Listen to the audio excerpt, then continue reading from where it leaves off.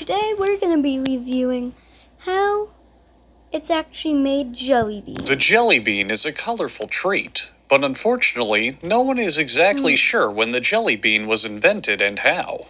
It's believed that the jelly center dates back to biblical times, as a candy called Turkish delight. Many centuries later, the outer shell was added, thus making jelly beans we know today. What the heck are those Jelly stars? beans come in a large variety of colors, even though they only come in one flavor. To make jelly beans, liquid is heated in a large kettle to 347 degrees Fahrenheit. Solids are then mixed into the liquid as an agitator blends it all together. Meanwhile, at a local cocaine production plant, things are going great. It's getting weird.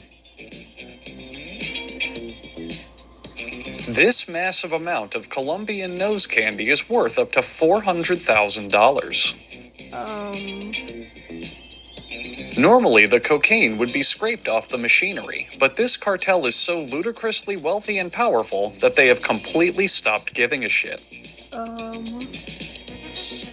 What's happening? In a plot twist you didn't see coming, molds are pressed into the cocaine to be filled with liquid sugar, which will form the jelly beans. What's happening? Jelly Belly, the most popular brand of jelly beans, are known for their vast array of narcotics connections. Yeah. I feel like it's happening. No. How many? The jelly bean centers are then moved to a drying room to cool and harden for 24 hours. Notice how some of the cocaine spills into the batch, adding to the jelly bean's addictive quality. No. Why are jelly beans made this way? Arms flip the trays into a drum that will separate them.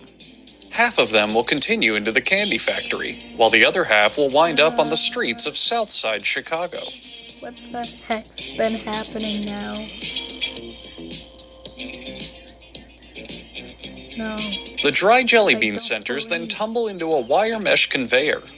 Notice their clear white color, a byproduct of their production being so closely tied to stimulants.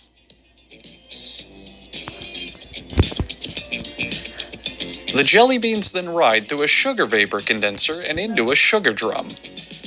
No. This can't be happening. The drum tosses the beans in sugar until they eventually become 99% sugar and 1% bean. No. What the heck? In another part of the factory, liquid returns. And this time he's not alone, joined by anti-hero Blue Liquid. No, can't be And with a little help from his sidekick, Wage Slave, Liquid tries to stop the growing drug problem directly at its source.